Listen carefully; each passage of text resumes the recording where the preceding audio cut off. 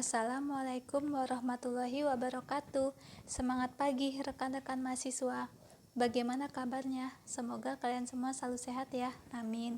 Oke, kita lanjut lagi ke materi pertemuan ke-8 akuntansi manajemen mengenai analisis biaya pesanan dan biaya proses.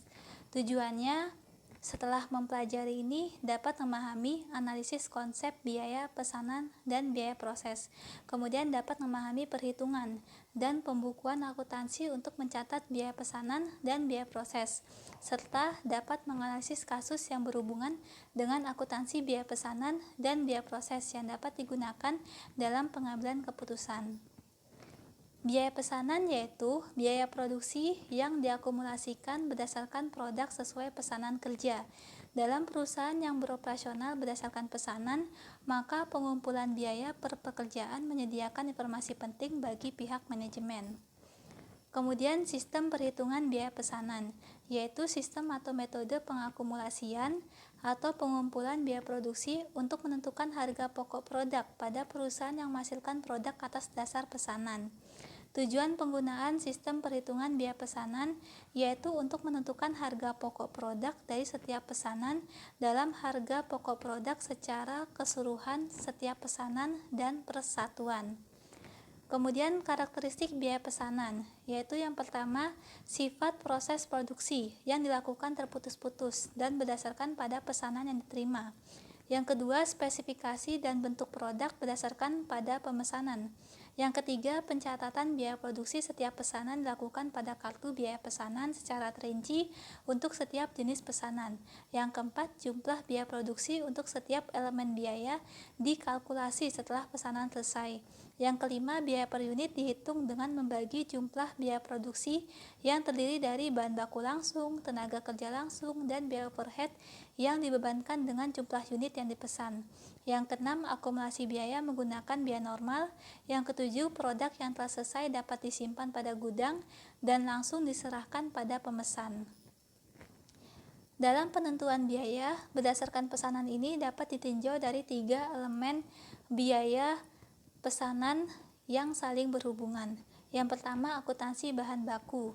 Untuk memelihara catatan persediaan bahan baku langsung, membebankan bahan baku langsung ke pesanan, dan membebankan bahan baku tidak langsung ke biaya overhead pabrik. Yang kedua, akuntansi biaya tenaga kerja.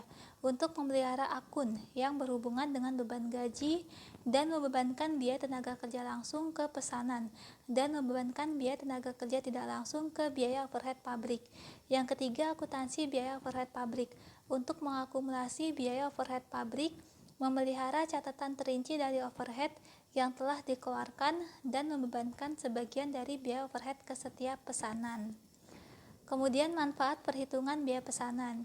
Yang pertama, penetapan harga jual yang dibebankan kepada konsumen. Harga jual yang dibebankan kepada pemesan ditentukan oleh besarnya biaya produksi yang dikeluarkan untuk memproduksi pesanan tertentu. Yang kedua, mempertimbangkan penerimaan atau penolakan pesanan. Informasi jumlah biaya pesanan memberikan dasar pelindungan bagi manajemen agar di dalam menerima pesanan perusahaan tidak mengalami kerugian.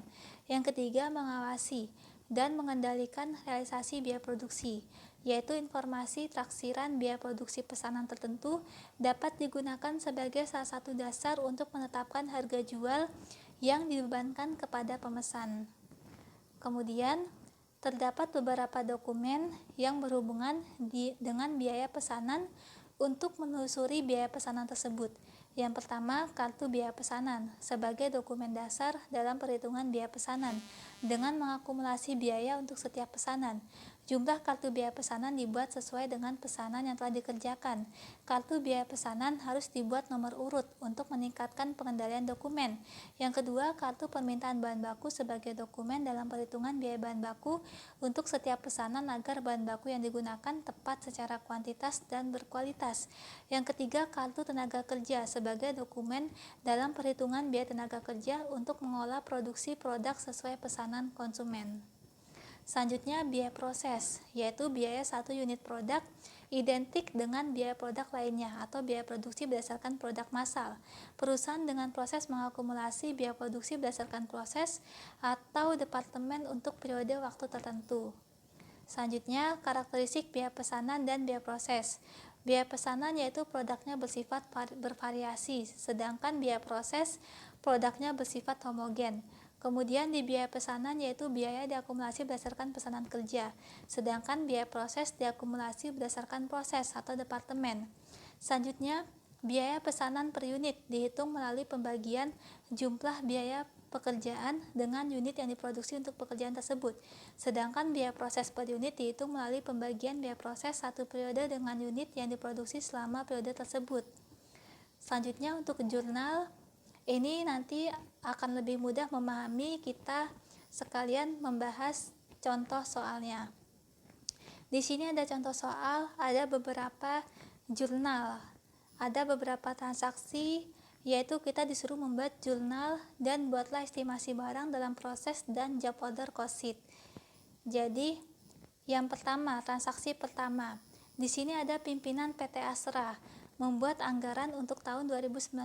Terdapat jumlah biaya overhead, estimasinya sebesar 32 juta, dengan estimasi tarif jam tenaga kerja langsung sebesar 6.400 per jam, tarif gaji tenaga kerja langsung sebesar 3.500 per jam. Kemudian terdapat saldo estimasi barang dalam proses pada awal tahun 2019 sebesar 2.354 dengan rincian sebagai berikut, yaitu ada bahan baku langsung, tenaga kerja langsung, dan overhead yang dibebankan.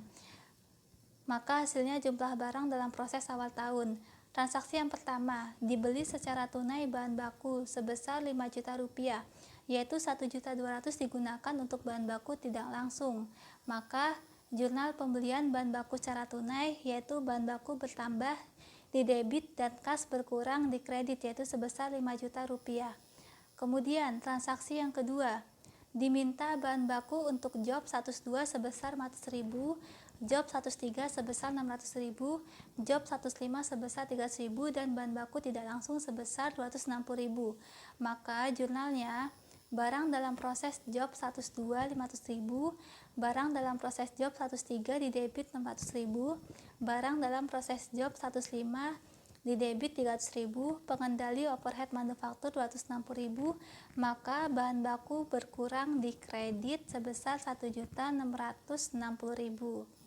Kemudian jurnal yang ketiga, dibayar secara tunai, beban utilitas sebesar 1 juta rupiah, yaitu 50% untuk pabrik, 30% untuk bagian pemasaran, dan 20% untuk bagian administrasi. Maka jurnal pembayaran beban utilitas yaitu pengendali overhead manufaktur di debit sebesar 100.000, yaitu 50% untuk pabrik dikali 1 juta. Kemudian beban pemasaran di debit sebesar 300.000, yaitu 30% kali 1 juta. Beban administrasi 20% kali 1 juta 200.000, maka kas berkurang sebesar 1 juta. Kemudian transaksi yang keempat, digunakan tambahan bahan baku langsung untuk job 102 sebesar 202.000 dan job 105 sebesar 180.000. Maka jurnal yang keempat yaitu barang dalam proses job 102 sebesar 202.000, barang dalam proses job 105 di debit 180.000, maka bahan baku berkurang sebesar di kredit sebesar 382.000. Kemudian transaksi yang kelima, dicatat untuk gaji yang dibebankan dengan data yang tersedia, yaitu jam tenaga kerja langsung. Transaksi yang kelima, jurnal penggunaan gaji tenaga kerja langsung. Barang dalam proses job 102 di debit yaitu 230 jam dikali 3.500 per jam, hasilnya 805.000 rupiah. Kemudian barang dalam proses job 103 di debit yaitu 220 jam dikali 3.500 per jam, hasilnya 770.000 rupiah. Kemudian barang dalam proses job 105 di debit sebesar 250 jam dikali 3.500 per jam sebesar 875.000 rupiah, maka utang gaji di kredit totalnya sebesar 2.450.000 rupiah. Kemudian transaksi yang keenam, dicatat untuk overhead yang dibebankan dengan data yang tersedia yaitu jam mesin pabrik. Jadi jurnal yang keenam kita mencari terlebih dahulu tarif tingkat overhead manufaktur aktual, yaitu biaya overhead manufaktur aktual sebesar 32 juta dibagi estimasi tarif jam tenaga kerja langsung sebesar 6.400, maka hasilnya 5.000 per jam tenaga kerja langsung. Jadi barang dalam proses job 102 di debit yaitu 228 jam dikali 5.000 per jam. Kemudian barang dalam proses job 103 di debit 210 jam dikali 5.000 per jam. Kemudian barang dalam proses job 105 yaitu 245 jam dikali 5.000 per jam. Jadi di kreditnya manufacturing overhead allocated sebesar 3.415.000. Kemudian transaksi yang ke-7, dicatat gaji supervisor pabrik sebesar 900.000, gaji tenaga kerja untuk perbaikan pabrik sebesar 200.000, tenaga kerja pemasaran sebesar 300.000, dan pegawai administrasi sebesar 700.000. Maka jurnalnya untuk transaksi yang ke-7, pengendali overhead manufaktur yaitu di debit 900.000 ditambah 200.000, hasilnya 1.100.000. Kemudian beban pemasaran 300.000, beban administrasi 700.000. Maka yang berkaitan dengan gaji yaitu utang gaji bertambah di kredit sebesar 2.100.000 rupiah. Kemudian transaksi ke-8, job 102 dan job 105 telah selesai dan ditransfer ke gudang produk jadi. Maka perhitungannya kita membuat dulu job order cost sheet. Jadi setiap job kita harus menghitung dulu barang dalam proses awal ditambah bahan baku langsung yaitu transaksi dari sebelumnya, kemudian tenaga kerja langsung dari transaksi sebelumnya, kemudian manufacturing overhead allocated. Nah, kemudian yang sudah jadi untuk job 102 dan job 105, maka jurnalnya barang dalam proses job 102 dikredit yaitu sebesar 3.557.000. Kemudian barang dalam proses job 105 dikredit sebesar 3.247.000, maka barang jadi di debit sebesar 6.804.000. Kemudian transaksi ke-9 yaitu job 105 dijual secara tunai dengan markup 60%. Maka jurnalnya yang ke-9 yaitu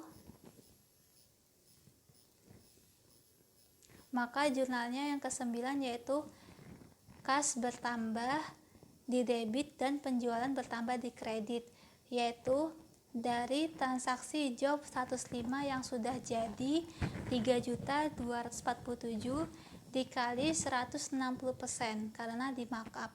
Kemudian hasilnya 5.195.200 rupiah. Kemudian harga pokok penjualannya di debit dan barang jadi berkurang di kredit karena sudah dijual kepada konsumen sebesar 3.247.000 sebesar job order cost sheet atau barang yang sudah jadi. Kemudian transaksi yang ke-10 yaitu beban penyusutan sebesar 1 juta rupiah, yaitu 60% untuk pabrik, 15% untuk pemasaran, 25% administrasi, dan asuransi yang telah jatuh tempo 800.000 untuk semua pabrik. Jadi jurnal yang ke-10 yaitu pengendali overhead manufaktur 60% kali 1 juta, kemudian beban pemasaran di debit 15% kali 1 juta, kemudian beban administrasi di debit 25% kali 1 juta, kemudian akumulasi penyusutan di kredit sebesar 1 juta. Kemudian jurnal untuk pengendali overhead manufaktur untuk asuransi yang telah jatuh tempo, yaitu pengendali overhead manufaktur di debit dan asuransi dibayar di muka di kredit sebesar 800.000 rupiah. Kemudian transaksi yang terakhir, transaksi yang ke-11 yaitu membuat jurnal penutup antara estimasi dengan pembebanan overhead. Di sini menghasilkan over atau under ke estimasi harga pokok penjualan. Jadi untuk menghitungnya transaksi terakhir kita membuat buku besar di account, yaitu dengan akun pengendali overhead manufaktur dari transaksi awal sampai transaksi akhir, maka pengendali overhead manufaktur didebit sebesar 3.260.000. Kemudian akun manufacturing overhead allocated dikredit 3.415.000. Nah, di sini kesimpulannya manufacturing overhead allocated lebih besar, 3.415.000 lebih besar daripada pengendali overhead manufaktur sebesar 3.260.000. Maka jurnalnya manufacturing overhead allocated didebit 3.415.000, kemudian pengendali overhead manufaktur dikredit 3.260.000, maka selisihnya harga pokok penjualan dikredit sebesar 155.000. Jadi kesimpulannya over a flat. Maka jurnalnya finish overhead allocated control didebit dan harga pokok penjualan dikredit sebesar 155.000. Oke, agar kalian lebih memahami lagi mengenai transaksi biaya pesanan dan biaya proses, kalian dapat mengerjakan tugas ini. Apabila ada pertanyaan yang ingin disampaikan, bisa di forum diskusi. Sekian presentasi dari saya. Terima kasih banyak atas kerjasamanya. Wassalamualaikum warahmatullahi wabarakatuh.